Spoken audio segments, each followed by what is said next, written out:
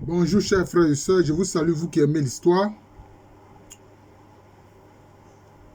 Nous allons poursuivre la série de vidéos sur l'ouvrage de Sarwat Anis al-Asyouti, origine égyptienne du christianisme et de l'islam.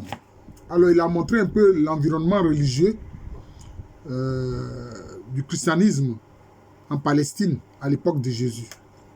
Et maintenant il veut montrer l'environnement religieux en Arabie à l'époque du prophète Mohammed des musulmans. Alors, d'abord, ce sous-titre est intitulé « Absence de clergé hiérarchisé ». Il dit le Hijaz pré-islamique, c'est-à-dire c'était la région de la Mecque qu'on appelle le Hijaz. À l'avènement de l'islam, compte quelques tribus arabes qui sont passées au christianisme, ainsi que des tribus juives émigrées dans certaines oasis. Mais le principal du peuple arabe était encore polythéiste. Chaque tribu possède sa divinité. La tribu de Quraysh, qui est la tribu du prophète Mohammed, à la Mecque, a sa déesse appelée Al-Uzza.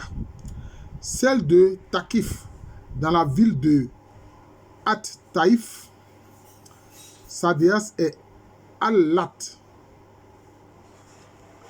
Et les deux tribus de Haus et de Khazraj, dans la ville de Yatrib, c'est-à-dire la région de Médine, a pour déesse Manat. De plus, la Mecque renferme le grand temple d'Al-Kaaba, c'est-à-dire la maison cubique, où gît la pierre noire attribuée à Abraham et à son fils Ismaël. Ismaël qui est le véritable ancêtre des Arabes, entouré des idoles silencieuses des dieux arabes.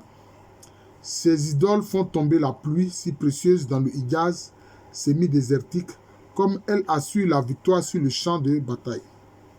Les services religieux forment le monopole de certains clans qui accaparent les rentrées du temple. Les Bani Abdullah détiennent le monopole religieux du temple central d'Al-Kaaba à la Mecque. Les Bani Atab ou les Bani Ajlan, celui de la déesse Al-Lat à Taïf, et les Bani Shaiban, celui de la déesse Al-Uzza de Quraysh. Malgré ces monopoles divers, les prêtres du culte ne constituent pas encore un clergé hiérarchisé, dont la présence serait indispensable au rituel, comme il en est chez les peuples agricoles sédentaires. C'est que la vie bédouine non sédentaire et la société disloquée en clans empêchent une pareille transformation des prêtres en un corps structuré fortement organisé, pénétrant de son influence dans les côtés de la vie tribale. Chez les Hébreux, à l'époque des patriarches, l'interférence des Kohanim, c'est-à-dire des prêtres, n'est pas indispensable. Le père de famille peut lui-même procéder au sacrifice. Le poste de grand prêtre n'apparaît qu'au VIe siècle avant Jésus-Christ, à la suite de la réforme religieuse du siècle précédent, longtemps après la vie sédentaire en Canaan. Bon, ce qu'il dit, c'est curieux. Hein?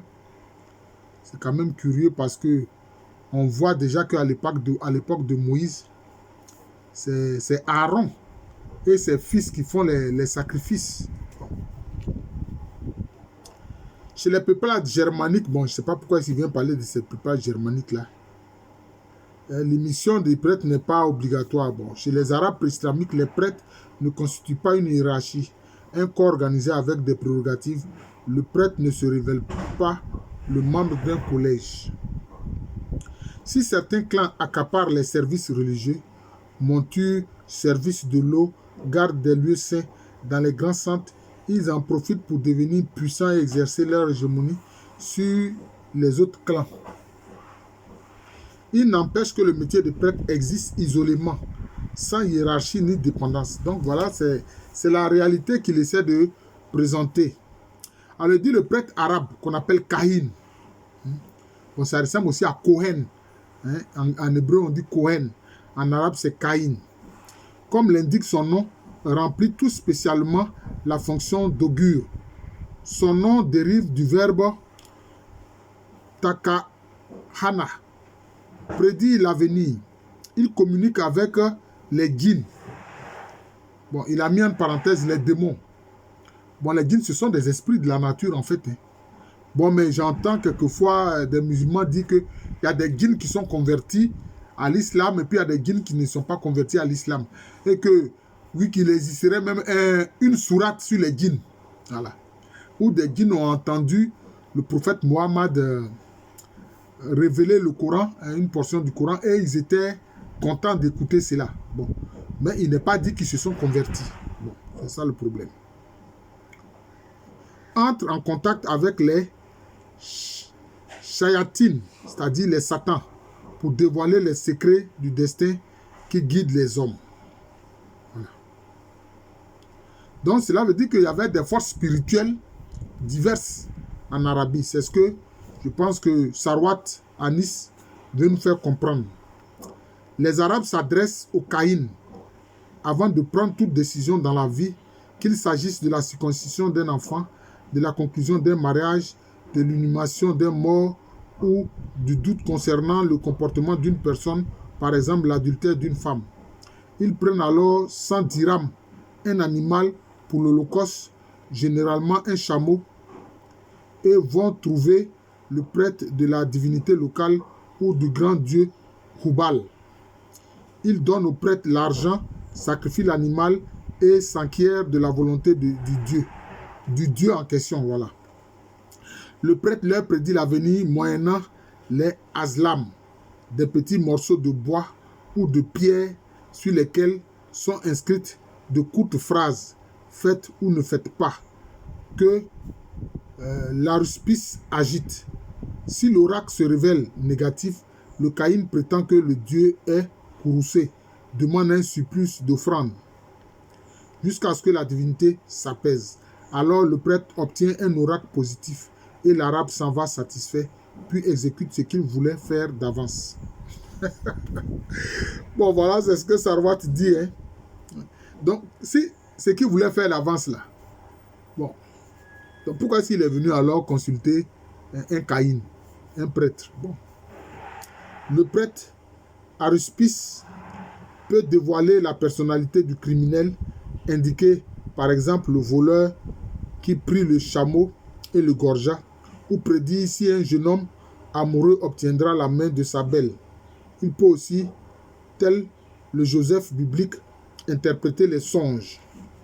Le rôle le plus important du prêtre aruspice, c'est de prévoir les catastrophes, principalement les cours des batailles, le destin des prisonniers, les défaites militaires ou l'occupation par l'ennemi de la terre affectée à la tribu. Aussi, chaque saïn, chef de tribu, a son Caïn pour lui prédire l'avenir et le protéger des revers de fortune. Les prêtres isolés s'attachent aussi un chef puissant, entre dans sa suite et forme sa clientèle, pareillement aux Lévites de la période des juges chez les bénis Israël. C'est-à-dire les fils d'Israël, les bénis Israël, ça veut dire les fils d'Israël. À la guerre, comme chez les Hébreux et les Germains, les prêtres arabes portent des idoles des dieux pour assurer à la tribu la victoire. Cela veut dire que les représentations de ces divinités-là, on les envoie sur le champ de bataille pour que elles puissent, ces divinités, aider à la victoire. En fait, c'est ce qu'il veut dire. Il va de soi que de pareils augures isolés et dispersés, vivant aux dépens des classes possédantes, se révèlent incapables de sauver les pauvres opprimés par les richesses. Bon. Mais est-ce que les pauvres aussi ne faisaient pas appel à ces Caïns-là? Bon, peut-être que les pauvres aussi faisaient appel à ces Caïns, peut-être en payant en nature. En payant en nature. Alors,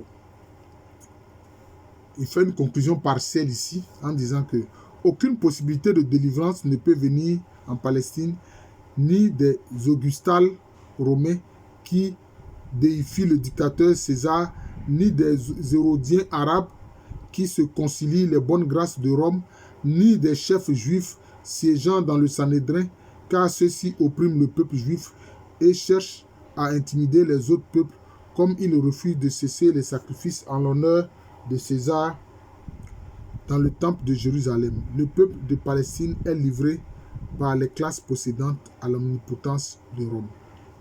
Bon, est-ce que les grands prêtres permettaient le culte de César dans le grand temple de Jérusalem? Ça, j'en doute. Ça, j'en doute. Je pense que le culte de César, il y avait un autre temple, mais ce n'est pas dans le temple de Jérusalem. Ça, les Juifs ne vont jamais accepter cela. Ils ne vont jamais accepter cela. De même en Arabie, rien ne peut être espéré, ni des clans puissants monopolisant les services religieux, parce que ceux-ci détiennent eux-mêmes le pouvoir civil et militaire et oppriment la masse populaire des pauvres et des esclaves, ni des prêtres individuels travaillant isolément, car ces derniers se révèlent trop faibles pour organiser un soulèvement populaire. La voie de la délivrance ne peut résider qu'ailleurs, dans un mouvement populaire, humaniste et universaliste, précurseur du christianisme, comme ce dernier l'est de l'islam, le culte d'Isis. Bon, prochainement, il va, dans le prochain chapitre, il parle du culte d'Isis dans ces régions de la Palestine. Donc, si on veut comprendre bien, également dans l'Arabie pré-islamique, il y avait une vie religieuse multiple. Il y avait, disons, des esprits qui faisaient l'objet de culte. Et chaque tribu, disons, avait une divinité privilégiée. Mais est-ce que cela veut dire que c'est à cette seule divinité qu'elle s'adressait? Parce qu'il a parlé de Alat. Or, moi, j'ai lu des écrits où on voit que Alat est présenté comme le pendant féminin de Allah. Oui, parce que Allah même était connu. Allah était connu. Et là, curieusement, Sarwat Anis al-Asyuti n'en parle pas. Or, il est dit dans les traditions musulmanes que le père même de Muhammad, le prophète de l'islam, s'appelait Abdallah, donc serviteur d'Allah. Or là, il n'a même pas parlé du nom Allah, il n'a pas parlé d'Allah. Et ça, c'est quand même curieux. Donc, c'est le commentaire que je peux faire de cette partie-là. Et donc, il est possible que, bon, chaque tribu est, c'est vrai, une divinité privilégiée, mais peut faire aussi appel à d'autres divinités par rapport, je peux dire, à leur capacité. Par rapport à leur capacité. Parce que souvent, ces esprits-là, il y avait plus de capacité. Peut-être il peut y avoir un esprit qui est doué pour permettre aux femmes de faire des enfants, un autre esprit qui est doué pour la guerre, un autre esprit qui est doué pour les affaires, etc., etc. Voilà. Donc, voilà ce que je peux dire comme commentaire sur ce passage-là qui concerne, disons, l'Arabie pré-islamique. Voilà. Donc, je vous remercie. Monsieur le professeur Alou Kwame René. Je poursuivais ainsi la série de vidéos sur l'ouvrage de Sarwat Anis al-Asyuti qui est intitulé Origine égyptienne du christianisme et de l'islam. Voilà. C'est le professeur Moussa Aboakri Lam qui me l'a offert. Voilà. Parce que lui-même, je sais, c'est un fervent musulman. Voilà. Mais quand on est un intellectuel, on ne craint pas d'affronter des idées même différentes de notre foi. Parce qu'il y a la foi et puis il y a la science. Mais moi, je suis convaincu que la foi même nourrit la science et aussi quelquefois la science peut éclairer la foi. Voilà.